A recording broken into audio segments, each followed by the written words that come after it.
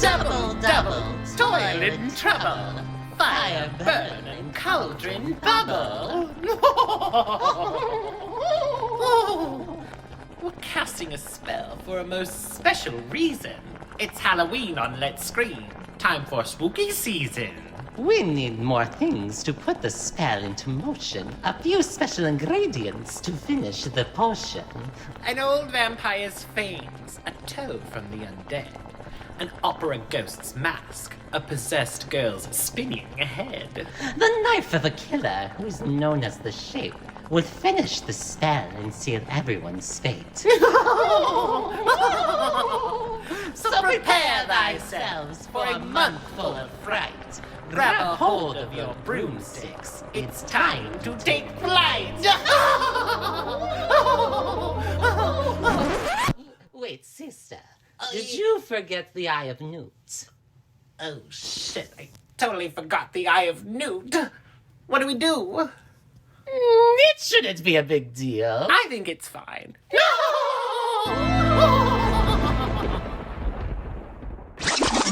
Come on, girl, let's scream.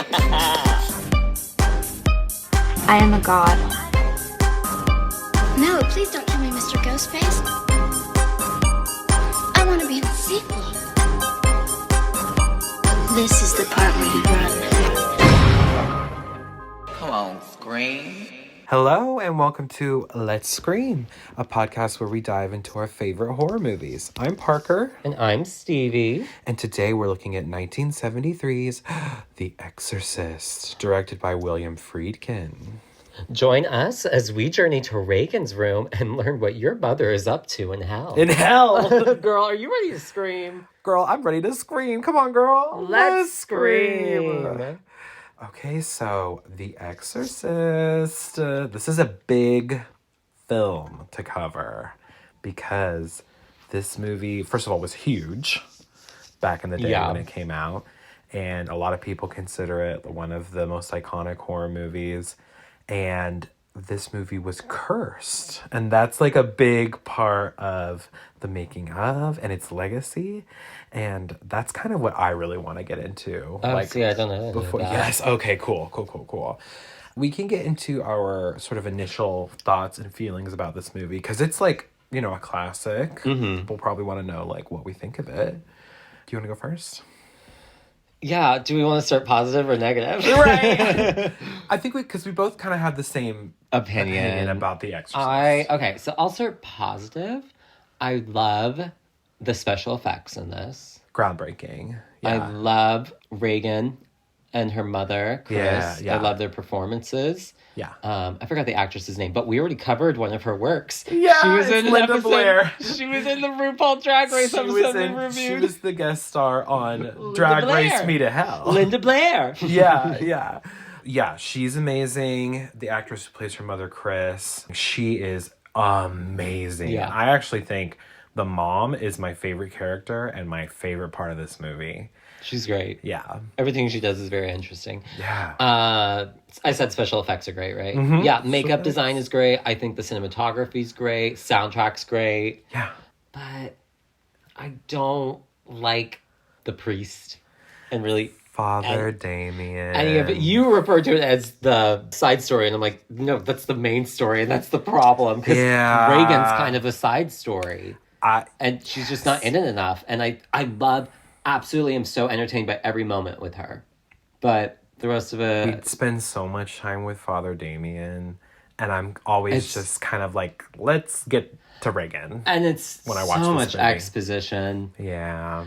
And I just also, I don't really, for you, it's zombie movies. For me, it's possession movies. Not your favorite? Not my favorite. It's just a concept. I'm like, I don't give a shit. Yeah. I don't care. They're all the same to me. They all try to do this. Yeah. And I just don't really care. I guess the only one I really, really liked recently, if it counts, is The Conjuring, because the mom gets possessed. I forgot about that part, yeah. But I don't consider, that's more like a ghost haunting. Whereas movie. This is possession. Yeah. And demons. And I just don't really...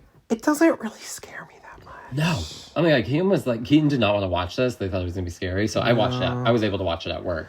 Just the concept of possession, though. It just doesn't really we're not Catholic. Neither of us are. No. I grew up. Yeah, even in Catholic church, it's taboo. It's like, it's not really a thing. Sure. And I don't know. But you know what? I agree with you. What's good in this movie is really good and really compelling. And I understand why it's so hyped. And especially if you look at the time that it was released in, I understand why it had such like the shit they got away with. Impact. Yeah. Like the blasphemous shit in the 70s was like, it was so groundbreaking. I mean, 70s was also more liberated. It was an era of like, but people were away. Like appalled by this movie. Oh yeah, I mean, I can see why. Like this movie is famous for when it was released. People were throwing up and passing out and like being all dramatic. Yeah, I feel. You know what I mean? Yeah. Somebody even passed out during a scene in this movie, and they fell on a chair and broke their jaw, and they sued the studio and won their case at that time because this movie was just considered so shocking. So I think you look at it within the lens of the time, I can understand why people think it's the scariest movie ever, and it has that sort of reputation. Yeah. But I've never been like the hugest fan of this. I think it's good. And I don't mind, watching it, but to me, it's a little overhyped. You know what? It's like I said a few weeks ago on Instagram, I don't think Hocus Pocus is that great. I think it's alright. It's kind of how I feel about this. You know what I mean? It's like, good. It's good. It's great. Yeah. But I'm never going to reach for it. Right. Right. Exactly. But if somebody's like, hey, we should watch this movie, I'm like, yeah, okay. Of course. Yeah. Because there are great, great moments. It's so quotable. And it's so quotable. And the horror is so well done. Mm-hmm. It's great. Like you said, the acting is amazing. This movie is not scary to me.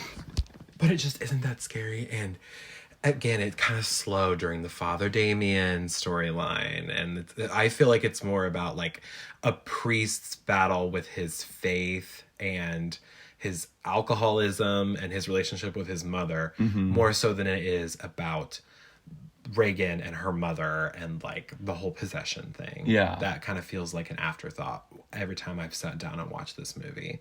But I do appreciate so much about it. I'm excited to get into the making of, okay? Yes. Because that's what I find really fascinating is learning about how this movie was made and all the crazy shit that happened, which is impressive to me how it ended up getting made the way it did and how it actually got released. Yeah. And had such a big impact. And it's cool when you think about that, but it's also a little spooky. So I have decided, in honor of this movie, to write down a list of all of the cursed things that happened during the Exorcist. Oh my goodness. And you brought the receipts too. You literally wrote it down. You didn't do it in your phone? The receipts. I didn't do it in my phone because I had to charge my phone when I was making this. So I wrote it down and I thought I could just be extra for The Exorcist, right? Okay. So, The Exorcist was based on a book which is written by William Peter Blatty, which was a New York Times bestseller, and he wanted to get a movie version of his book. It came out like 2 years before. Yeah, a couple years later. Same thing with like Rosemary's Baby. It was not long. Almost immediately turned into a movie. And he wanted William Friedkin to direct it because he had worked with Friedkin before, and Friedkin quit the project because he was brutally honest with the writer that he didn't think the story was any good. And he remembered, like Blatty, the author of the book, remembered how brutally honest Friedkin was. And he was like, I want someone to direct my movie who is like very blunt and who can deliver like a very honest take on the story and not try to like make it polished or like really Hollywood it. Like he wanted like a documentary style sort of take on the story. So that's how this director got involved. And the thing about William Friedkin is that he's crazy. He's like the definition of like weird perfectionist, kind of like a Kubrick. Yeah. That sort of like really anal, hard to work with, doesn't get along with his actors, sort of reputation this guy has. And he went to very, I think, ridiculous lengths and unnecessary lengths to pull off a lot of the stuff in this movie, a lot of the acting performances. For example, he would randomly fire a shotgun that had blanks, like it wasn't loaded, on set and scare his actors to keep them on edge throughout, just for no reason, like just because he was weird. Sounds like he was a nightmare to work with. And he also would harm the actors by association, because he would tell the people who were in charge of the mechanisms that would kind of make Regan thrash around, and the mechanism that was throwing the mom, Chris, onto the ground. And he told Ellen, the actress, that he would, because she came up and was like, hey, that mechanism is like, it's a little too much and I'm worried that it's not safe and I'm going to get hurt. And he was like, okay, yeah, like we'll go like really easy on you this time. And then apparently he turned to the guy who was in charge of it and was like, do it, like go full tilt, like disregard what she says, just like really give it to her. And when they went to film it and the guy like pushed it really hard, she fell down and like injured the fuck out of her back and let out just an excruciatingly wail. And that's the take that they used in the movie. And he was like, great, we got it. And so like he wanted his actors to like actually suffer during the takes of this movie. And poor Linda Blair, poor Linda Blair, who was 12 at the time, who was apparently she was a consummate professional and like an amazing little actress. Well, she had been working since she was 6. That's right. That's funny. She said that on Drag Race. Right? She's great. She's amazing in this movie, and we'll get into her performance because I think that's what sells the movie. Like if they didn't get such a good little kid actress to play Regan, wouldn't work, right? But there is a scene where Regan is thrashing around on the bed, and they had a mechanism to make it look really unnatural and scary, right? And that poor kid. I know. And in the actual takes that they use in the film, those are her actual pleas for them to stop and like turn the machine off because it was seriously hurting her. And the director kept going, and she's actually saying his name. Like, stop, Billy, because his name's William. She's saying, stop, Billy. She's telling the director to stop and to cut. And that's why her performance is so realistic. But also, she developed scoliosis after filming that scene. And, like, her back is fucked up nowadays. And has been for a really long time. So, I say fuck William Friedkin. He sounds like he sucks, and I don't agree with the way that he pushed his actors like that. I think that's really fucked up. He seemed like an okay guy to get along with other than that, but like I just think that's weird. Like you do not need to be treating a 12-year-old. That's a 12-year-old girl, right? Psycho. What a psychopath, right? So he's crazy. I will say he's a brilliant filmmaker though. I mean this movie, like we said, this movie is extremely well directed. Even though we have issues with the story and the pacing. But so that's just the first sort of like glimpse at the horrors that were happening on set of this movie. But because you're dealing with, and especially at that time, a story about demonic possession, there was this sort of like superstition going around that people were like, well, we should be careful messing with, the devil and making sure that we don't like make him angry and stuff like that. And there were a lot of religious people who worked on this movie and were corresponded from the church just to, give an accurate depiction of the church, right?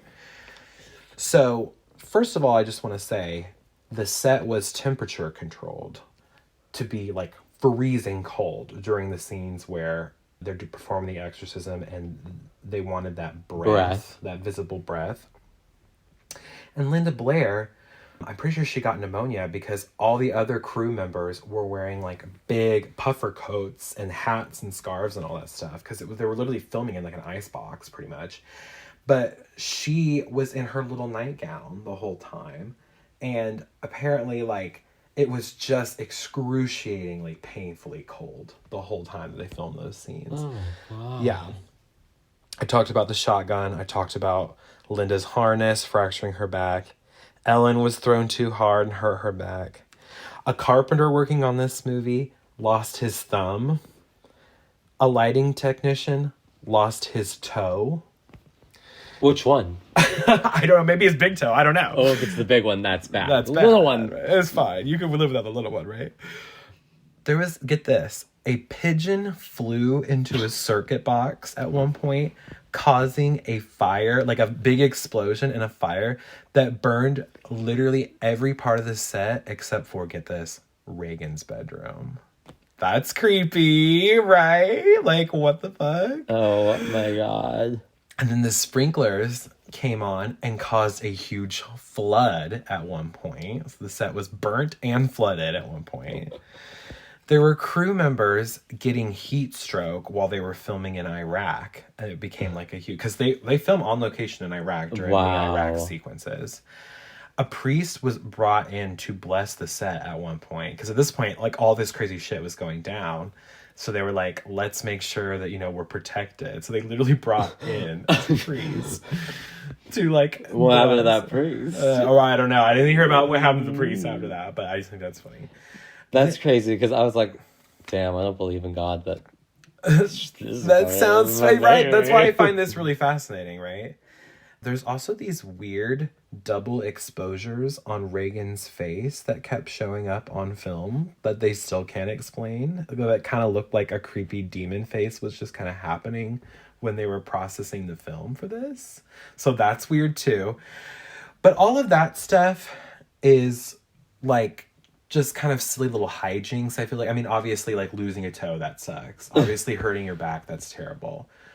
But a lot of people died during this production, and that's what really kind of scares me. What? So the actor who plays Burke, Chris's director friend in the movie, his actor died almost immediately after filming. And then the actor who plays Father Damien's mother died right after filming. Linda Blair's grandfather died during filming. Father Damien's actor's brother died during filming. A night watchman died during filming. A set technician died during filming. An assistant cameraman's baby, like a newborn baby, died during filming. Father Damien's actor's son was in a car accident during filming. I'm not laughing because it's funny. I'm laughing because it's fun. It's just insane, right? Father Damien, Jason Miller, is the actor's name. He was out like walking around Georgetown, you know, where they filmed on location in Georgetown for this movie. And he just happened to be out walking around, and he was approached by a passerby priest who like lived in the area. And he gave him a blessed medallion similar to the one we see in the movie, and said, you know, when you interfere with the devil, you try to like call upon the devil, he'll like make it his mission to come after you, and you need this medallion to keep you safe. And it was so random because it was like, okay, who are you? How do you know that I'm making a movie about demonic possession? So that was like a really weird coincidence. You think William did this? I don't know. I don't think it was a Friedkin thing.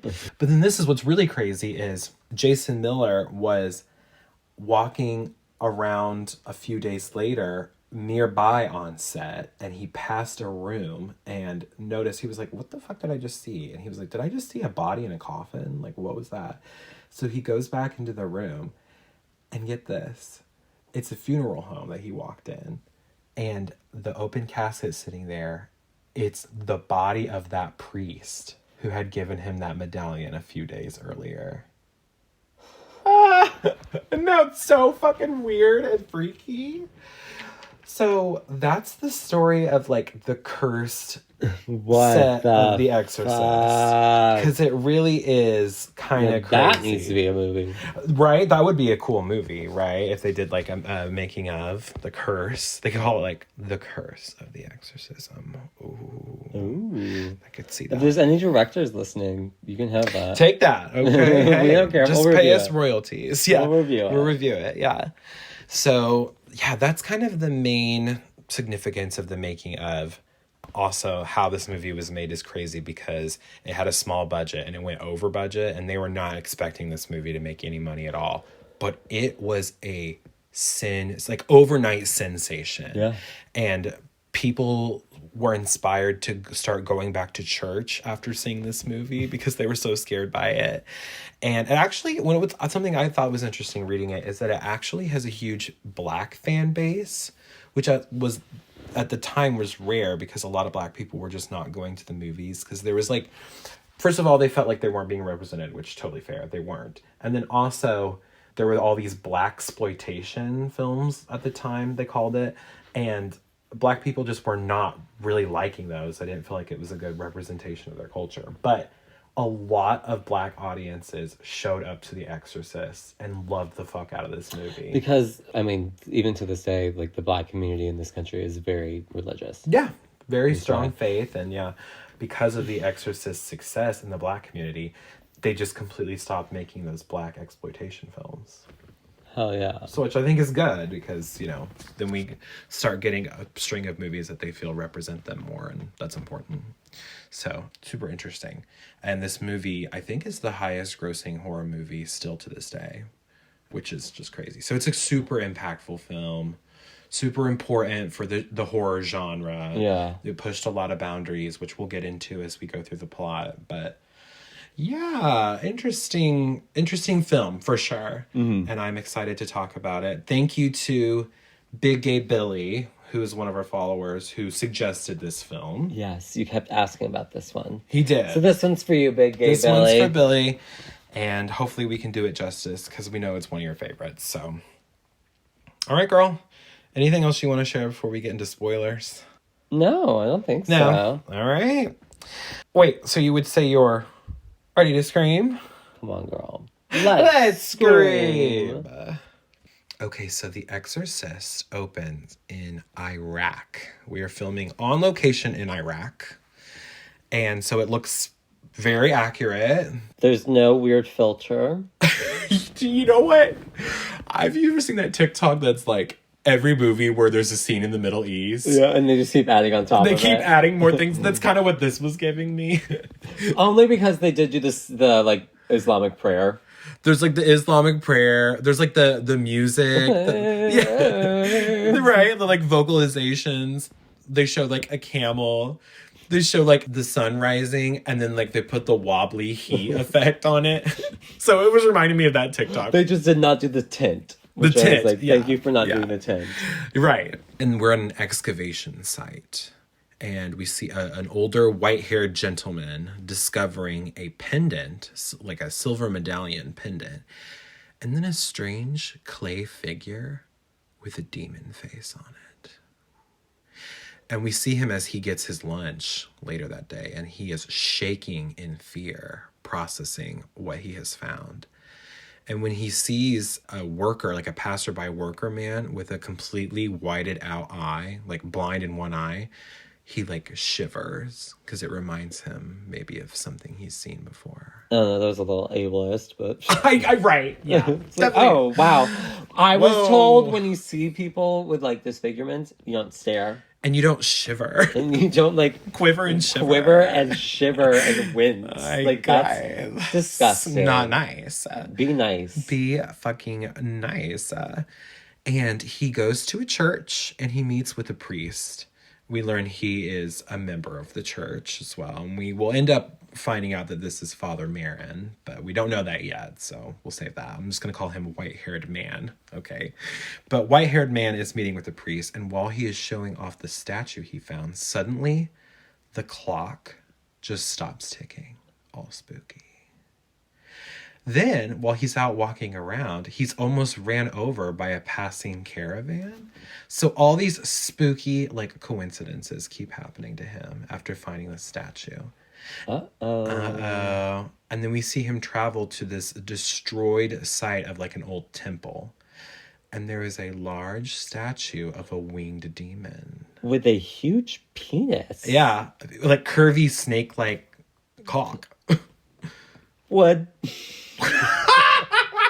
Not wood. I want to see him slinging that thing. Wood. That's so funny. So he's like staring at this hung statue, and dogs nearby begin to bark and fight with each other. And it kind of sounds like the growl of like a demon, kind of, as he stares on. He has like a stare down with this statue. And it's like that. Trust me, you ain't gonna beat that statue in a stare contest. Right?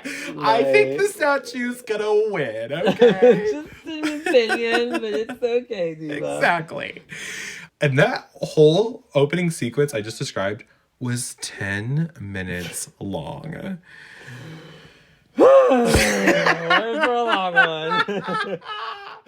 Right, yeah. That's another thing I always forget about this movie is that the intro is this and then weird and then you get the title card, right? This is the Exorcist, The Exorcist after that. Yeah. And it takes 10 minutes. Like, it doesn't need to be 10 minutes. That whole, because you're like, where the fuck is Regan? Like, I thought this was about Regan. Where's the Exorcist? Right. So it's very, I don't know. I like this intro because I do like that it introduces Father Merrin, and I think it's spooky, but I don't think it needs to be 10 minutes long. You know what I mean? But whatever. I mean, they went to Iraq. They're going to do it. True. Like, we got to get some time out of this. Yeah, exactly. That's a good point. So, 10 minutes into the film, we finally meet our main character, Chris, who is a famous actress who lives... Is she the main character? I guess she's our leading lady. Yeah, she's our leading lady, okay? She is Chris, played by Ellen Burstyn, who is fucking amazing in this movie. She's so good. She is so compelling. I love all the choices she makes. We'll get into it as we go.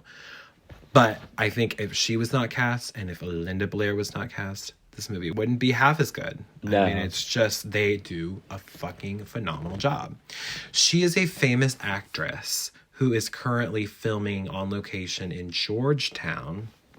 And she lives in this beautiful home that she has rented while they film. And you know what? She's got a coconut head bob haircut. Love it. Love to see it. Love it. Little bubble cut. You know how I love it. Y'all remember Coconut Head from Ned's Declassified? It's a little less bubble cut and a little more coconut head from Ned's But I love it. But I love it. And she's gorgeous. She can pull it And off. also, something I noticed. Mm-hmm. How I felt also when we watched Rosemary's Baby. Clothes were so much better back then. I know. They were like made so much better. The quality was amazing. The style. The colors were amazing. The styling of everything was amazing. Everyone looked great. Yeah. And I love movie. I mean, the 70s is my favorite decade, not just for horror, but like fashion. It's the best fashion. It was the most stylish decade. No, for sure. And like, yeah, she's got this little coconut head bob, but she fucking works it, okay? She's got the face for it. She's gorge. She wakes up in her beautiful home and she hears strange noises coming from her attic.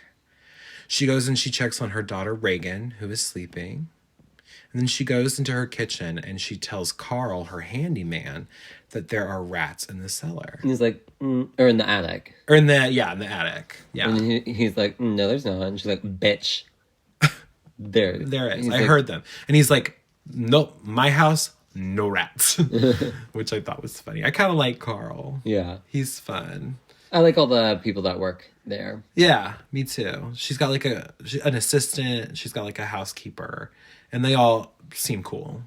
Like, she has a good relationship with them. She's nice to them. She's not like a stuck-up not at all. actress. Yeah, she's cool. We see her on set of a movie she's filming. She's shooting on location at a college campus nearby. And we see as she's filming, there's this brunette priest man who's in the background watching in along with the other fans who are just kind of like watching in on the filming. And this is, we will come to know, is Father Damien, but I think he is really the main character of this movie. He's cute. Sure. Yeah, he's a handsome guy. Yeah. He's very cute. I thought so too. She works closely with her friend Burke, who is the director of the movie, to establish her character's dialogue, and she takes her role very seriously.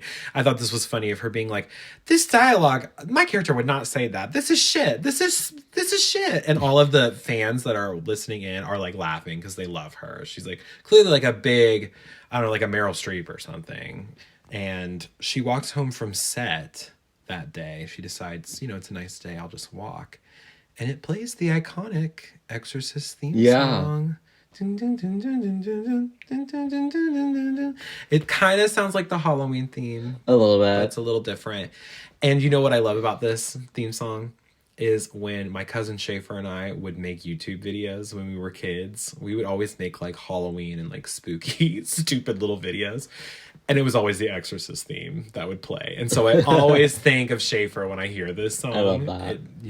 Even though it is, a creepy, spooky tune, but very iconic. And this whole scene, Christian Girl Autumn.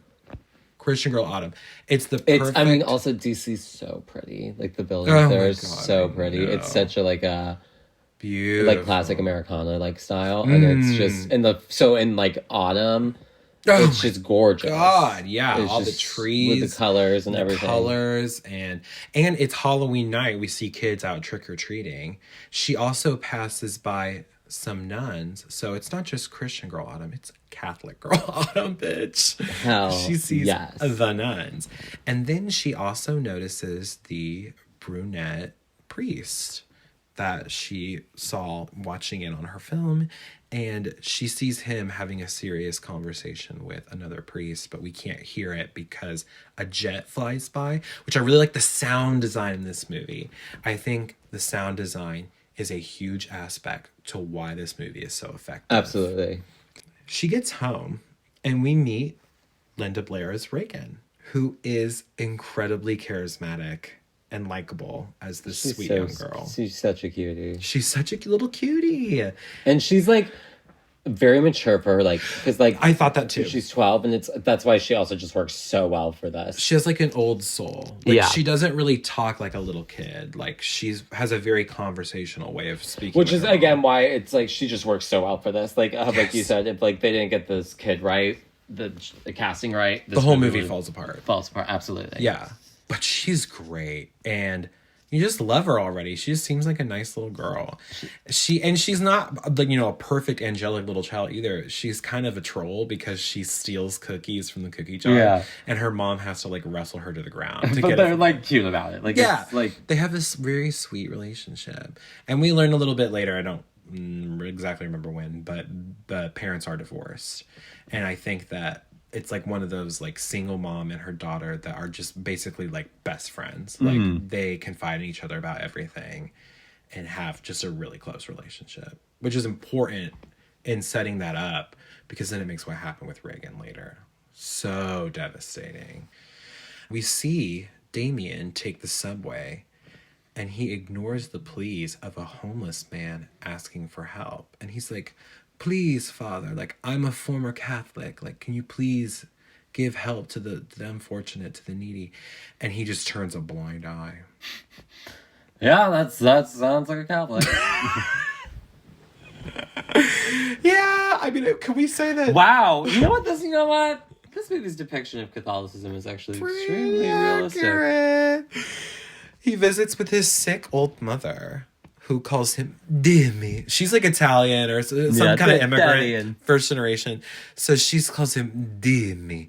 And she's really sweet and funny. I like the mom a lot. She's a very like, Dimmy, what's going on with you? Oh, Mamma Mia. Mamma Mia, yeah, exactly. Boppity boopy. Maron. But they call each other, they're like, oh, Maron. Oh, very that. She's clearly senile, but she does not want to be put in a home, which I get. Mm-hmm. Okay. And she comments that Damien has been like depressed lately and he just seems off. He hasn't been to see her as much and he just kind of brushes her off. We then see Regan and Chris hanging out in the basement of their home. Regan has been working on these little clay figures. That's like a big hobby that she likes to do. She makes these cute little birds. And she also has been playing with a Ouija board. Yes. Ooh, if there's one thing I know. Yeah. It's that Don't play with the Ouija you don't board. play with the fucking Ouija board. And she Tell us your name. Yes. Oh my god. It's very that Vine. Yeah. Is that a Vine? That was bad. That was an old one, right? So she has been playing with this Ouija board that she found in the closet downstairs. And she tells her mom that she plays with somebody named Captain Howdy. And her mom's like, who's Captain Howdy? He's like, yeah, he just talks to me. We play the game. And she's like, the mom's like, well, you know, you're supposed to do a Ouija board with 2 people. She goes, no, I play with myself all the time, me and Captain Howdy. So he's some kind of like imaginary friend or something. And when Chris and Regan go to like put their hands on the planchette, and it like whisks across the board. But it's subtle. It happens very quickly. And like they react to it like it's just very short. It doesn't linger too much on the planchette piece moving by itself. But it absolutely does, which is really spooky. And it's set in a way so where like it happens and Chris thinks that Regan has kind of just like flicked it with her hands. But Regan clearly like did not touch it. So that's what's kind of scary. And she asked the Ouija board, she's like, do you think my mom's pretty, Captain Howdy? And the piece doesn't move at all, which I think is kind of funny. Captain Howdy was like, she's like a 2. 2, 3, I don't know. Oh, I'm gonna say yes. Or plead the fifth. I love the kind of lore about Captain Howdy. I like that we don't get very much at all about This demon. yes, and like what caused Regan to be possessed. Could it have been that she was playing with the Ouija board? Maybe, but it doesn't tell you one way or the other. It's like all up to interpretation, which I think is like brilliant about this movie because it makes it scary. It's like we really don't know what she did to get possessed. She got picked. Kind of starts to happen, and yeah, that's what I like about it. Chris puts Regan to bed that night, and they discuss what to do for her upcoming birthday. This is when we learn that Chris and Regan's dad are divorced. And Regan thinks Chris might actually be dating her director friend Burke, but Chris insists they are just friends. And they have that kind of relationship again where it's like you can kind of shoot the shit with your mom, and it's like sweet. Yeah. We see Father Damien meet up with his priest boss or priest colleague or whatever and admit that he has lost his faith and no longer wants the job anymore. And that is a huge point of contention in this film. And I think like the main theme really is like his struggles with faith. And he's always drinking, always smoking cigarettes. I think he clearly has like substance abuse issues.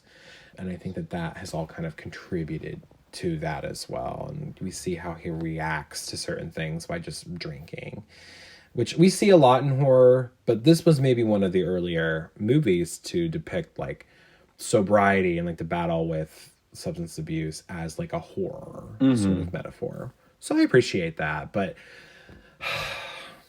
we linger on Damien a lot in this movie, and I just am not super interested in him, unfortunately. Yeah. I think the actor does great. Jason Miller does a great job, and he's very handsome, and he and in the emotional aspects, it's the story. It's the story. It's just it's a little too long. We linger on him. On Regan's birthday, her father has forgotten to call her, and Chris is pissed. She's on the phone with the operator. Rightfully so. Right, trying to get a hold of him, and poor Regan is like listening in from down the hall, and you can tell, it upsets her that her dad he seems like a deadbeat, doesn't want anything to do with her. Early the next morning, Chris wakes up to find Regan has climbed in bed with her, and she's like, "What are you doing in here?" And she goes, "I couldn't sleep last night. My bed was just shaking and shaking." Your bed was shaking? Wait, what? They're not supposed to do that. So beds don't shake. So Dude, you got one of those massage beds, girl? Like, what are you talking girl, about? do you have a water bed? Remember water beds? You ever been on a water bed before? They're fucking fun. Yeah, but they're so impractical. I know. Because they're so hard to remove. I've heard like horror stories about water beds. But Regan did not have a water bed. She had a normal bed. There's no reason why it should be shaking. Yeah. And Chris doesn't really acknowledge it. Like, I don't think she really processes the, like, language. My bed was shaking. Maybe she thinks, like, it was making a creaking sound or something. But she just kind of, like, shakes it off and doesn't really look into it. But my bed was shaking is kind of... It's definitely a red flag. This is a red flag. This is a red flag. Chris again notices weird noises coming from the attic. So she goes up to investigate, and it's all spooky because she has like the one candle she's holding to light the whole attic.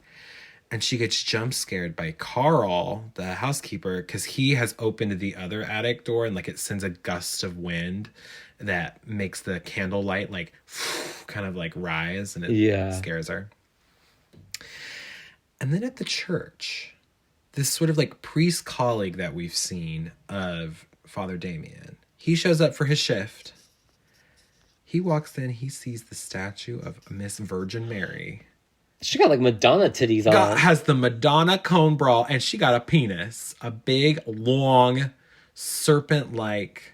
pee-pee. And it's like clay. And there's like blood, right? Yeah, it's red paint and clay. Now...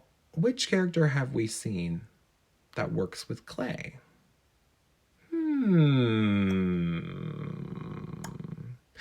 But yeah, I said, oh, okay, blonde ambition Madonna. Give her a ponytail and she's good to go for Express Yourself. And she threw on a strap on. Yeah, and she put on a strap on. Mary straps. She pegs Joseph. Mary pegs Joseph. This just in, Mary pegs Joseph. Right? And like maybe this would be scary to me if I like was raised Catholic and like kind of held that stuff sacred, but it's kind of funny. It's like, okay, Madonna, don't go for a second best, baby. But right? Just giving blonde ambition, okay? But it's like spooky, like, oh, what the fuck? Someone desecrated the Virgin Mary statue. So what's going on? Father Damien learns that his mother has been taken to a mental hospital, which is the spookiest, scariest mental hospital ever. And apparently this is a real mental hospital. And these are real patients that he filmed, like guerrilla style, like secretly. Which I think that's kind of fucked up. Again, Friedkin, not the most ethical director. Oh my God. As we've established. Exploiting mental patients. Yeah. Don't like that. But it is kind of fucking scary when you watch this. And it makes you feel like, oh God, like this is not where his poor mother should be. And she says, why would you do this to me? Damien, why would you do this to me? And he feels super guilty. And he feels like, well, damn, I've neglected my mom, and now she's probably going to die alone in this fucking mental asylum, which sucks. So that all adds to his alcoholism and his grief and his depression and sets up who he is as a character for us pretty much. And we're like not even halfway through the movie. Right. Chris, she throws a party with all of her like elite movie business friends. Yes. I like this scene. It's interesting. There's just like little conversations that happen here. Like Bert confronts Carl, the butler guy, and calls him a Nazi bastard. And Carl is like, I'm Swiss. But there's almost like a subtle like, are you? Like, could he be a Nazi? I don't know. That's interesting. That's just like a little aspect there. Meanwhile, Chris is talking to one of their friends who is also a priest. And she asks, who is the dark-haired priest that I always see around set? And we learn his name. This is the first time he's like, oh, that's Father Damien. He that you guys filmed just right around the corner from his office. He's a psychiatrist who works at the church. He's like a priest-psychiatrist kind of hybrid situation. Okay. And whatever that means. Right, whatever that means. And he explains Father Damien is like a big movie fan, so like that's why he's always around set. And I think he is a fan of Chris's. So that kind of like leads to that sort of interest, because she's just been noticing like he lingers around a lot, and I wonder who it is. And I think she has this like inclination to talk to him or something, which I think is interesting. She's just interested in him. And this is when we also learn that poor Father Damien's mother has passed away in the mental asylum, sadly. And then we get the scene. They are singing show tunes around the piano, and this is when Scary Movie 2 parodies The Exorcist, is this scene. This is this part in Scary Movie 2 where they're like, everybody in the club getting tips. They're like singing like rap songs, and this was just funny. But while they are singing, Regan comes downstairs. She's a little lady. She looks a little different. She's a little tranced out, right? And one of the friends in the friend group, we learn he is an astronaut who works for NASA. Regan looks right at him and she goes, "You're going to die up there." And then she pisses on the carpet. And in Scary Movie 2, she pisses on the carpet for like 3 straight minutes or something. Like she just keeps peeing and peeing. It's like comically like a huge puddle of piss. And one girl's like, "Oh, she's good. That's some good peeing." Kind of like in A League of Their Own. Which is great. So that made me laugh. But yes, Regan's acting weird. We learn Regan has actually been kind of sick. She's had the flu or something. We don't know. And Chris says that, we're going to take you to the doctor. Everything's going to be fine. Puts her back to bed. But then when she leaves, we hear banging and screaming. And when Chris goes back up to her room, she's being flung around on her bed. Her bed is shaking like violently. So like when she said my bed is shaking earlier, no, her bed is shaking. No, it's shaking. It's shaking. And like Chris like has to jump onto the bed, and she's like trying to like hold it down, and she just looks terrified. It's such a scary scene. And it's the first instance of this really convincing panic acting from the actress Ellen, who plays Chris. And it's one of my favorite things about this movie. She plays like hysteria so well. It's so good.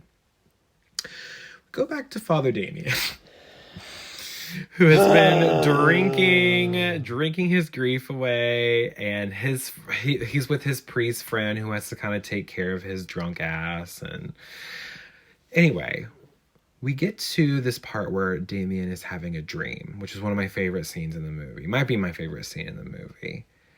In his dream, he sees the silver medallion and clock from the Iraq scene at the beginning, which he wasn't even there for. So that's kind of spooky that he is like seeing things that Father Marin saw at the beginning of the movie, right?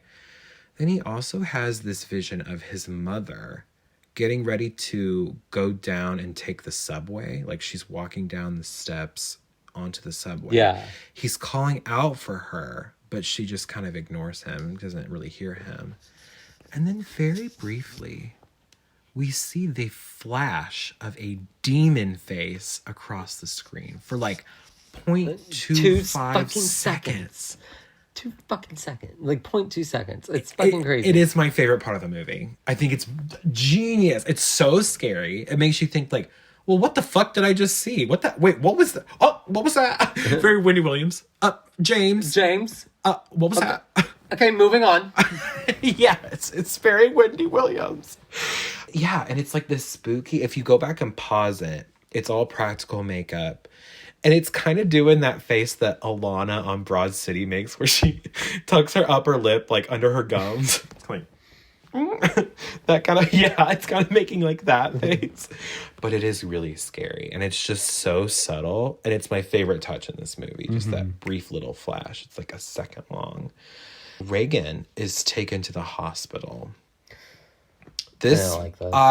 I knew you wouldn't like this because you hate body gore. The scene where like they put the thing in her neck and the blood's just I had to skip through it. It's the scariest part of the movie, I think. I was like, nope. Yeah. And also, I'm getting my wisdom teeth out this week, so I'm like kind of already nervous about being like... Yeah. This movie came up when there was a lot of like coincidental things going on because like talking about the whole religious thing, a friend of mine just got I just found out that she's in a religious cult.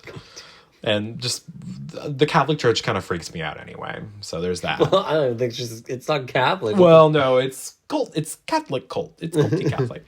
But that was scary. That was bad news too. And then also I relate so much with what Chris is going through in this movie this week because my cat, Miss Kitty, has been having health issues. She has a toothache and I have to take her to the vet. And she has been acting like possessed. She hasn't been acting herself. And I kind of like just really related hard with the struggle. Like, I know it's so not even the same thing.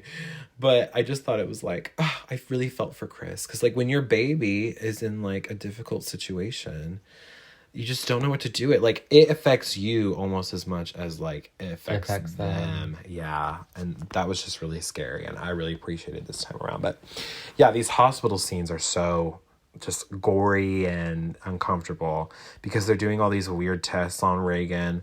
They have to like put a scope through her neck up into her brain so they can take an x-ray of her brain.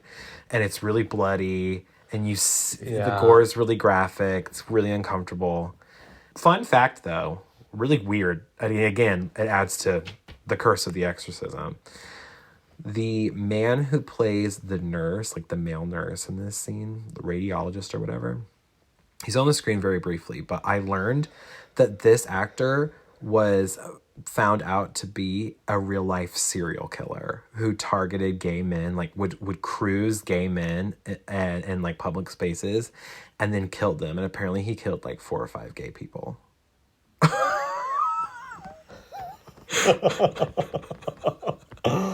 Oh my God. I know. So this movie just is so cursed. Like it is really crazy because it gets to a point and I'm like looking at this list on this piece of paper I made and it's like, bitch, tell me that this shit ain't cursed. Good thing I don't remember him because it's all embarrassing when they've been like, oh my God, remember the male nurse? He was really cute. They're like, ooh, you wanted to mate it, girl. No, girl, right?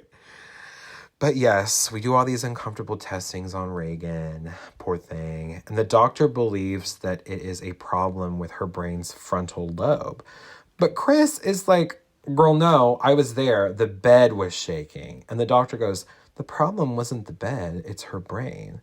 And she's like, bitch, like getting frustrated with the doctors because she knows no one's listening to her. No one's listening to her. She knows that this is not like a medical issue. This is something bigger than that. The doctors then visit a few days later and Regan is being jerked around in bed. This is the scene where she hurt her back. Linda Blair hurt her She's back. flipping back and forth. Yeah, she's like flipping back. Like her spine is like a noodle, like flipping back and forth. And then her eyes roll right into the back of her head. And she goes into full demon voice. She's like, fuck me, fuck me. And she just is acting like crazy. And they knock hilarious. her. It's kind of funny. I know the Reagan scenes. They're camp. I just can't not laugh at it because everything she says is just so fucking chaotic. And you know who she sounds like when she's in demon voice? Queen of Melrose. Cosmo. My father was Jehovah. We went from Jehovah to Catholic. Madonna came into the store. No, they went from Catholic to Jehovah. Right. Madonna, come on. Where's my t-shirt? Madonna came into my store back in the 80s. She was a bitch. She was a bitch. Calm as a bitch, Madonna. Calm as a bitch. Love her, by the way. Cosmo, her. Queen of Melrose. I am Madonna.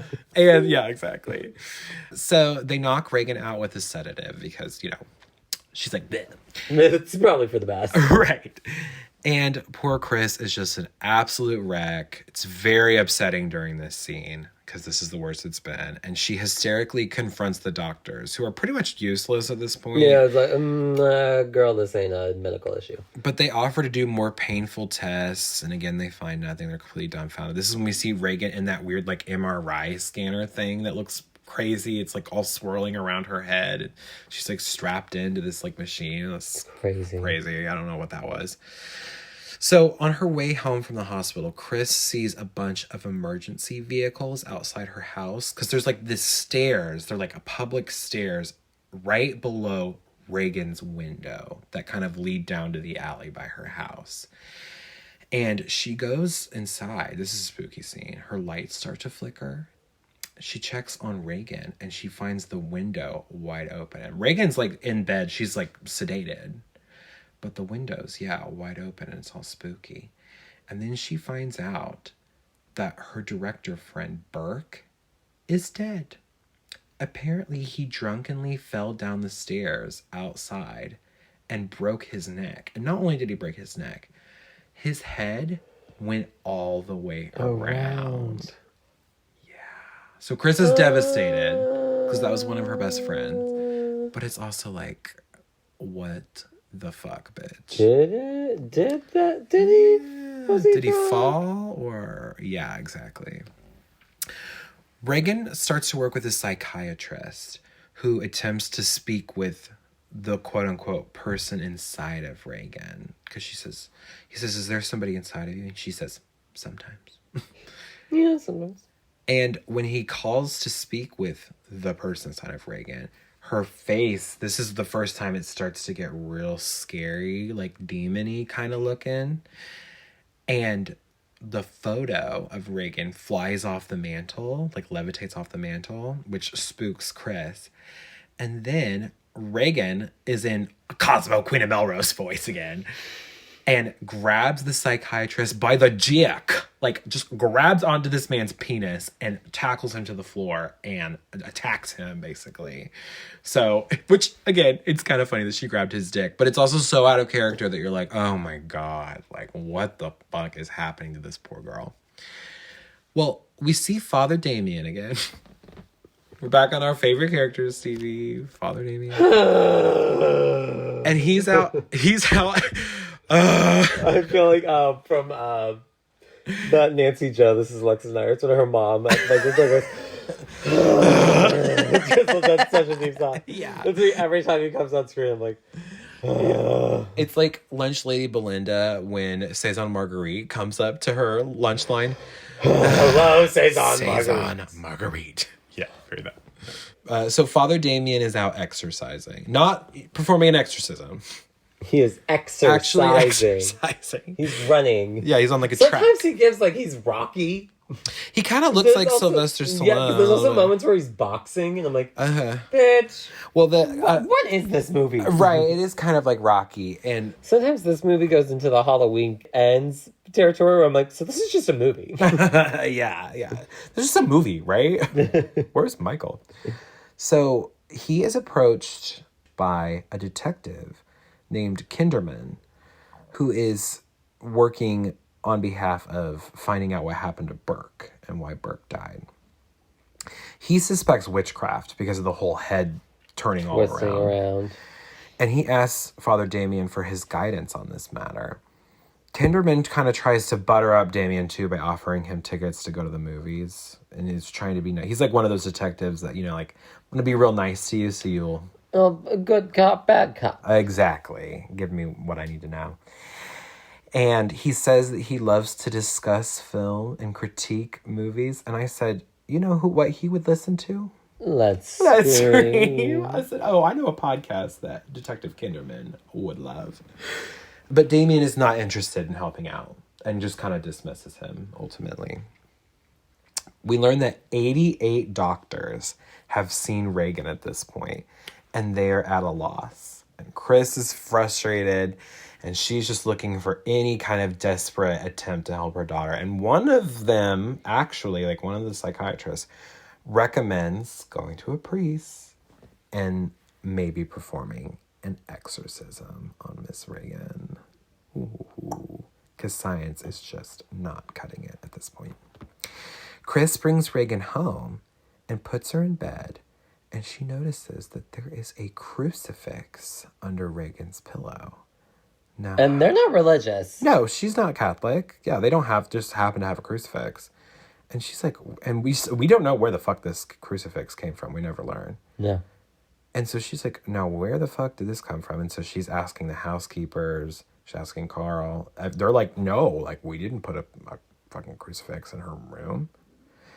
And Detective Kinderman arrives, and he's there to ask Chris some questions about Regan. And, like, he thinks that maybe Regan might have had something to do with it because, like, the window to her bedroom was left open and he fell right underneath that window, right? See, I do kind of think, I mean, we kind of do get the idea that she does. The demon is using her body to go out and do shit. Oh, 100%. You just never see it, which is cool. Which we know she can, like, crawl on shit and, like... Yeah. And kind of like Spider-Man around. Yeah, it's weird. Yeah. And this movie never, it's very, like, it gives you bits and pieces, but you are left. There's a lot to theorize. Which is always fun. With Yeah. I love that. I think that's how a lot of horror works best. It's a great aspect of this film, that it just kind of lets you interpret. That's what I was saying about, like, the Captain Howdy. Yeah. Like we don't... Is that the demon? We don't know. We never learn. Yeah. Which I think is cool. And this is another, like, kind of weird little Easter egg, is when he's getting ready to walk up the steps to the front door of their house, he notices there is a little clay statuette, like, out in the lawn, like, underneath some dirty leaves. And he's like, what the fuck is this? And he picks it up. And it's shaped like the statue of the winged demon that Father Marin found in Iraq. And I never noticed that detail before because it happens really fast. But we know that Regan makes clay figures. Yeah, again, it's like... The best parts happen really fast. Really fast, yeah, for sure. But that's just really unsettling. And to know, because we know Regan makes clay figures. We know that the statue of the Madonna... like, literally, isn't Virgin Mary, like, translate to Madonna? Right? In, like, Italian or something? Yeah, sometimes she's referred to as Madonna. Like, that's the Italian name for Mary. So when I say statue of Madonna... I could be referencing to that or the fact that she's got the Madonna. Yeah, the Madonna statue. Right. But we know that was made with clay. So it's like, did Regan do that? Probably. But this movie doesn't ever confirm, which is spooky. I like it. You just get the idea that she's confined to her bed the whole time. Yeah, exactly. So it's like, when would she have... But she's got that window. She can just kind of jump out and do whatever she wants, right? Yeah. Kinderman meets with Chris and questions her about Regan. He's confused because it's most likely Burke was killed first and then pushed from Regan's window. And the camera zooms in and out like this whole time. There's like these really subtle like zooms as Chris, you can tell the wheels are spinning in her head. And she's realizing like, oh shit, did Regan kill Burke? And she's trying to not like let that kind of slide, let that slip or show on her face. But that's exactly what's happening. And the camera's doing that for you, which I thought was so smart. Like, what great direction to kind of, like, let that just be a subtle little camera movement. As, like, her... You could just tell, like... The wheels, yeah. Yeah. Like, the room is spinning for her.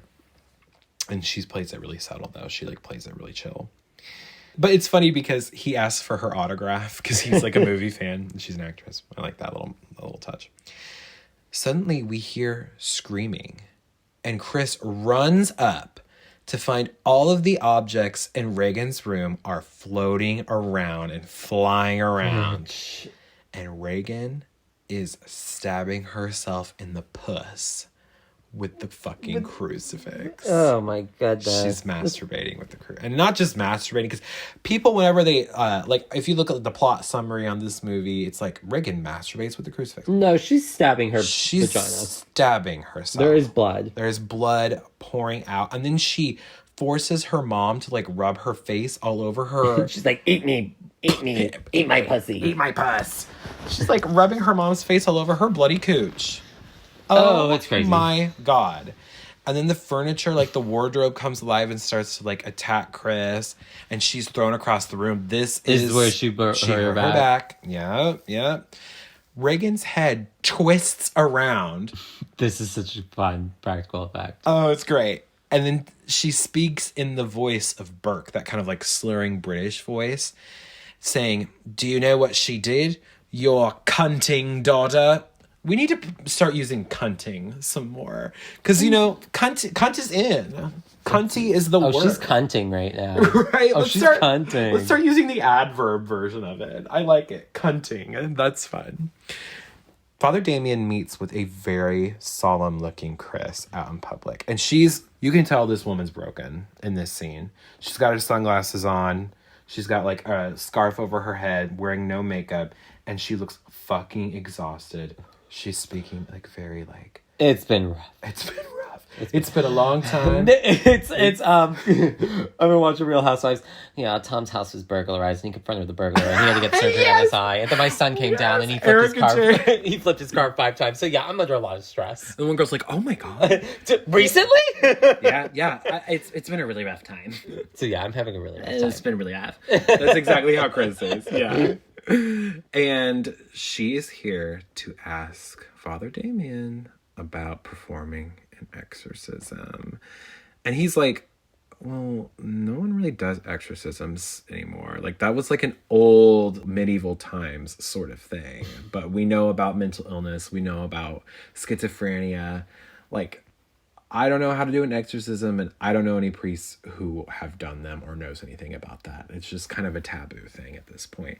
And she is like, well, all of the psychiatrists told me to go to you, and you're going to tell me to go back to them? I mean, Jesus Christ, won't somebody help me? Love her acting in this scene. And I love that dialogue. It's like, well, damn. Bitch, man. 88 doctors. 88 doctors. Poor girl. So she's so fed up, and because she kind of freaks out, he does decide to at least go and meet with Regan. It's like, how do you look at her and be like, oh yeah, no, she just has like schizophrenia. It's like, bitch, no, she don't. She's fucked up. Yep. So Damien goes to meet with Regan, who is now strapped down completely to her bed. And her face, full demon. Also, full scary. Did you ever watch Courage the Cowardly Dog? Yeah, of course. Remember the episode where Miriam gets possessed and it makes fun of this? Actually, I don't remember that, but that makes me want to go watch it now. It's really funny. That's hilarious, yeah. Well, I just watched Scary Movie 2, so I'm also thinking of like, please let me expel this demon! And it's like, and you see he's pooping on the toilet. Stupid. Yeah. So maybe that's again why this movie isn't as scary for us anymore, because it's just been parodied so much. So much. Your mother darn socks in hell. In hell, yeah. So yeah, Regan, she's got spooky demon face. Makeup looks amazing. Everyone always tries to do it as like green whenever they see like costume, like cosplays of this, or whenever they parody it. But it's like a gray. It's like a colorless, like rotting skin. Rotting. Ooh, yeah. Very well done. Especially for the time. It's very convincing. She's got all the scars, too. Yeah, like open wounds on her face. She just looks nasty. She's gross. Girl, that skin routine. What are you doing? You're picking at that skin. I can tell. She could use some Accutane. She could definitely use some Accutane. She identifies herself as the devil. She's like, "What's up? I'm the devil." I'm the devil. It's like, oh, okay. Oh. And she taunts him by saying, "Your mother is here with us. Would you like to leave a message?" And then she pukes green slime. Katy Perry at the Kids' Choice Awards. His reaction is very Katy Perry at the Kids' Choice Awards. It's literally like slime from Nickelodeon. I was like, you know what? Nickelodeon needs to parody this with like SpongeBob. Oh, that'd be funny. And he like throws up all over like Squidward. It's very Nickelodeon vibes. Apparently it's pea soup that they used for the vomit in this movie. And like they did not tell the actor when they were going to shoot. So his reaction is of genuine shock when he gets puked on, which I think is great. Father Damien says there still is not enough proof for the church to consider this a real possession, and he would need to get their approval first. And she has a breakdown to him. They're in like the basement because she's washing his sweater that got the slime puked all over on it. And she starts screaming. And she's like, "I want you to tell me that an exorcism wouldn't do any good. You tell me that." And like just really gets in his face.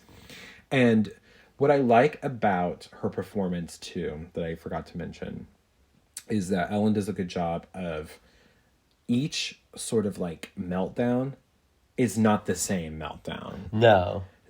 Because a lot of actresses, Jennifer Lawrence, I'm going to call you out on this one, baby.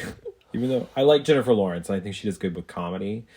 But when we covered like Mother, we talked about how she kind of has that same like, like hysteric freak out face. But what I like about this performance is that everything is very nuanced and she has different reactions. They're all very convincing, and she is in hysterics and she is crying, but it never becomes one note because you're on this ride with her the whole time. Yes. And all of the feelings come up so naturally. And again, it has its peaks and its valleys. Yeah, really great peaks and valleys here with the performance, and it makes every moment effective. Like, I'm never like, oh God, Chris is crying again. I'm always like, I completely understand where Chris is coming from. Yeah, absolutely. And before he leaves, Father Damien asks, how does Regan know about the passing of my mother? Like, did you know about that? Did anyone tell her about that? And Chris is like, no. So that's his first inclination that, like, okay, maybe this really is a demon possession and not just, I don't know, a prank or her having schizophrenia or whatever. Detective Kinderman is outside. He's like waiting in his car, kind of watching and monitoring the situation. He watches Father Damien drive away, but then he looks up to Regan's bedroom window and he sees a shadow pass by, like a Regan-shaped shadow. Okay, I thought she was strapped down, but apparently that doesn't matter. And she can get up and walk around. So that's kind of like the inclination of, oh, this bitch is getting up and walking around when no one's watching her or monitoring her. Just spooky. Mm-hmm. And again, it's like little small things in this movie that I think are really effective. And I appreciate that about building this mystery up. Because it happens very briefly. And I think the first time I watched this movie, I didn't even think I processed that. Like the shadow in the window was supposed to be Regan. But yeah, that's what it is. That's creepy. Yeah. Father Damien meets with Regan again. And she says, pretty excellent day for an exorcism, if you ask me. She's fucking around. She knows. Yeah. See, again, everything she says, so funny. So funny. And again, it's Queen of Melrose. Just knowing the fact that she also had to say it. Uh-huh. And so Father Damien's like, hey. And she's kind of looking at him like, hey. So we doing this or what? And she starts speaking in this weird language. So he records her. Because like, oh, if she's speaking in tongues, then that is proof that she's possessed and we can do an exorcism. And later he is reviewing the recordings he made and he realizes that she's actually speaking English, but she's speaking it backwards. So when he reverses the footage, we can hear her saying, give us time, let her die, we are one, and like crazy shit. And then she also says, Marin. She keeps saying the name Marin. So Damien is summoned to the house yet again to find Regan in a freezing cold room. This is when like the breath, and this is, I think, actually what Courage parodies, because you can like see their breath in the room. And the words "help me" are like carved on her stomach, as if like Regan is like the spirit of Regan is like trapped inside the body and is like carving out on the inside of her stomach as like a message for help. Yeah. And the strings, like they play like a really spooky violin string sound effect during this that like really sells it. And it's like, oh God, yeah, this is terrible. And so at this point, having seen this, the church does agree to the exorcism. They're like, okay, we've seen enough proof. You can perform it. But they want him to do it with a more experienced priest. And this is when we meet Marin, who was the white-haired gentleman from Iraq at the beginning. And he apparently has had exorcism experience before, which apparently that time lasted months and it nearly killed him. So he's seen some shit, okay? And it is an incredibly foggy night as Marin arrives at their house via taxi, and he's got that like fedora hat on, and it's his silhouette in the middle of like the really foggy front of their house with the stairs. And this is the poster of the movie, which is really iconic. And this is one of the last times we hear the theme song, the piano, yes, Exorcist theme music. I think we only get it one more time.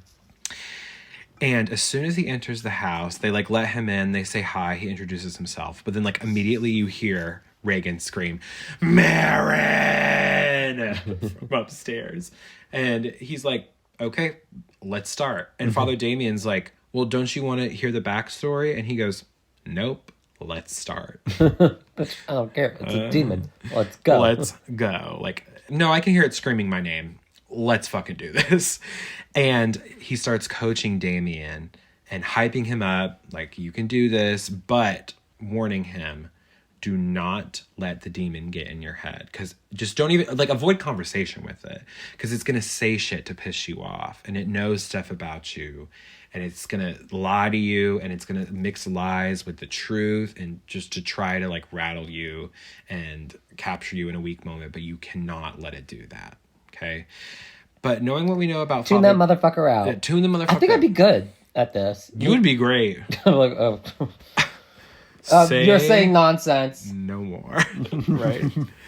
But we know Father Damien. And Father Damien is riding the struggle bus at this point in his life. Yeah, this alcoholic. He is maybe not the right person for the job, but at this point, someone's gotta do it. Someone's gotta fucking do it. Okay, so they enter Regan's room and they begin the exorcism. That's the movie. Yeah. The Exorcist. Yeah, Marin is the Exorcist. Okay. Regan taunts them by calling them faggots and cocksuckers, which is really fucking funny. She's like, sup, faggots? Just imagine 12-year-old Linda Blair going, faggots. Cocksuckers. Cocksuckers. Stick it up your ass, you cocksucker. Shit like that. And then she's like puking. She starts telling Damien to fuck Marin. And you know what? She started saying to that. I'm like, maybe we should just listen to that. Maybe we should just, for the exorcism. And she starts flicking her tongue all nasty. Like, the best. This is the best part of the movie. It's the best part of the movie. It's just her roasting them. And she's like moaning and groaning and like, and then this is, your mother sucks cocks in hell, which is iconic. And that's such a good line. The bed begins to levitate and shake. And Damien starts to get affected by like what he sees, and he is struggling to get through this shit. And he's like, what? Struggling to deal with like the shit that she's saying, because she's like keeps bringing the mom into this, the dead mom, and saying like, you abandoned your mother. And he's like screaming, shut up. And like he's letting it get to him. He's doing exactly what he was not supposed to. Do you think this is all supposed to be a metaphor for like addiction? I think quite possibly. And how addiction. That's what I got from it the first time I watched it. Yeah. Very much like an addiction thing. Yeah, I think. Because we see him just struggling with it the whole movie. I mean, he's not processing his feelings about his mom. He's been drunk this whole time. And he's also a priest who has given up on his faith and doesn't believe in any of this shit. Yeah. So I think it all plays into that for sure, yeah. And then also this is the scene where her head spins around. Again. Uh-huh. But this is like the really slow, like, and then hey, what's up? Look what I can do. Regan then breaks free of her binds. So I mean, it was hinted at before, but yeah, their binds were useless. She has been able to break out of them any time. And she also starts to levitate. This is when her eyes like roll into the back of her head. And so at this point, they start doing the power of Christ compels you. The power of Christ. Sophie! I guess that's when I think of the cock destroyers. Oh my God, Sophie! The power of Christ compels you. When Sophie was possessed. Oh my God, I forgot about them. I know, R.I.P. Sophie. She was incredible. I loved the cock destroyers. But if y'all haven't seen that video where Sophie got possessed. Have you seen Rebecca Bourne now? No. She doesn't have her big titties anymore. She got like everything removed. Who is she? It's like, I don't even know who you are anymore. She's like now on a spiritual journey. Oh, well, you know what? Good for her. Yeah, Sophie's death like really that makes me really sad. Her. Oh my God. I loved the cock destroyers. They were so iconic. She's Rebecca more than less. Okay. That's her name on Instagram. Well, good for her. I wish her the best because she has amazing memes. They had the best memes. Oh my God. So they shout, the power of Christ compels you. And she floats back down and they're able to bind her hands again. But she attacks Damien and knocks his ass to the ground. And then she kind of causes an earthquake in the room and it sends them all to the ground. And this is when we see, really cool shot, On one half of the frame, Regan's in her bed and she's doing like a weird like demon pose stretch, like yeah. And then on the left side of the frame, it's overlaid the statue, the hung statue, big dick statue from before, and it's like a crossfade. And then there's like weird orange lighting that kind of looks like the sunset from Iraq is in her bedroom. So cool, so well done. Probably my favorite shot of the movie. Yeah, it's really great. On a composition level, it's just very well composed and very beautiful, but very scary. It's scary. It's creepy as fuck. I think this is the best part because the special effects, the cinematography, everything they do is just so well done. It's like a spectacle. It's absolutely. And they just like, the things I love about this movie are just great. So good. But then parts I don't like are just... Yeah, it was like a really long, slow burn to get to this point. But from this point on, it's just a masterpiece. So good. A masterpiece, absolutely. So they finish this first phase of the ritual, and Regan is sedated again, and they decide to take a rest before they get started. Let's take a lunch break. Right. Damien is absolutely rattled by what he has seen. I mean, he's like 30 yards star at this point. Marin goes to the bathroom, and he takes nitroglycerin, which is kind of indicating like he's having heart failure, but he's like holding it together because he knows he has to finish the ritual. So he kind of takes this as like a last resort to kind of like get him like good and high to perform the rest, like ride the high for the rest of the ritual, I guess. And while he does this, Damien is watching over Regan in the room, and we see the apparition of his mother sitting up in the bed. And Regan starts speaking in his mother's voice. Demi, why do you do this to me, Demi? Which, obviously, he is not ready to handle right now. So he freaks out on her. Marin comes in and sees him get so upset and sends his ass out of the room. Like, nope, go, just leave. So Damien leaves the room.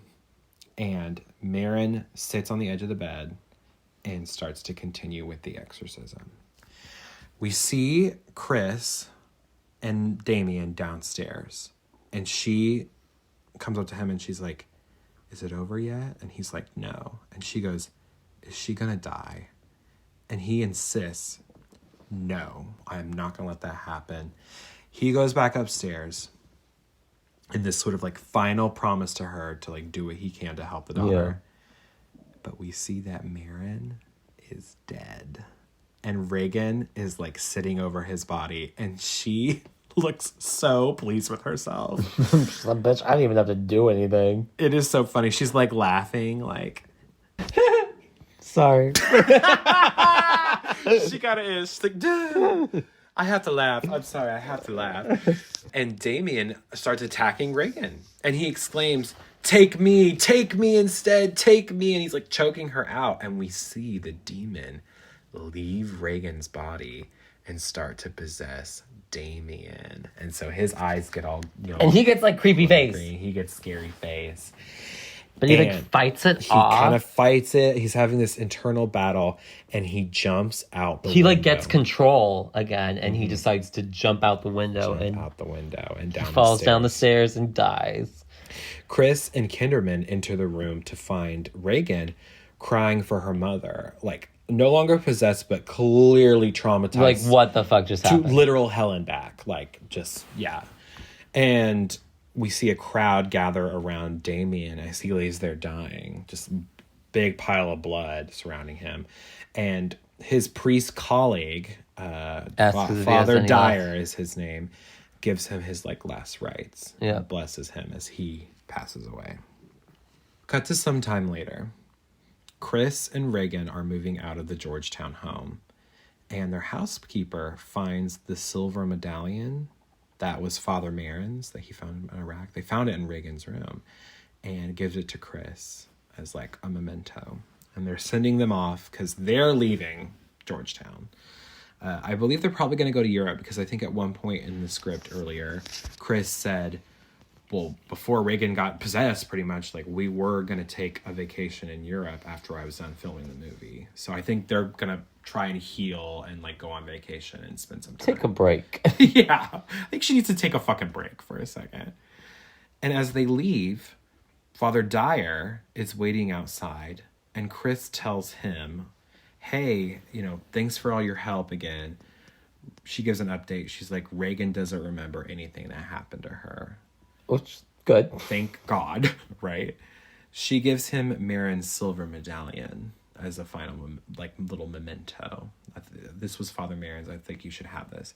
Then we see little Regan come out. Her face is all scarred, but she looks much better. She looks normal. She just can tell he's a priest by the way he's dressed. And so she kisses him on the cheek. Like, she has this inclination to just... thank you. Yeah, it's like a thank you. Even though she doesn't really know what happened. But, she just knows. And if her mama is not going to trauma dump that on her. No. Sorry, Chris. You take that to the grave. Exactly. And so they drive away. And Father Dyer watches them as they drive away. And then he, is kind of reflecting on the stairs leading down to where Damien died. And the end. That's The Exorcist. Ooh. Fun. Spooky. There's a lot of great things in this movie. Yes. I understand the hype. Is it one of my absolute favorites? No, not necessarily. But this was fun to talk about, for sure. Yes, it's a really fun one to discuss. Yes, to discuss. I'm glad we covered it. This one's for you, Billy. This one's for you, Billy. We hope you liked it. And please send us more movie recommendations, because we'll do them, Diva. And Anyone, yeah, exactly. And next week, we will continue our spooky season lineup. We're going to round out October with a Halloween movie, because, come on, it's Halloween. It is Halloween. We always like to cover a Halloween movie on Halloween, and we are going to do Halloween 2. Electric Boogaloo. Okay, well, we hope you had fun with us this week on Let's Scream. Thank you so much for joining us in Regan's bedroom, learning all about what your mother does in hell. Please take a moment to follow the pod, like the pod, and leave a glowing review of the pod, of course. And you can also send us movie requests for future episodes. You can follow me at Parker_Will_C on Instagram. And you can follow me at StevieNash95 on Instagram. And until next time, this has been Let's Scream. Bye.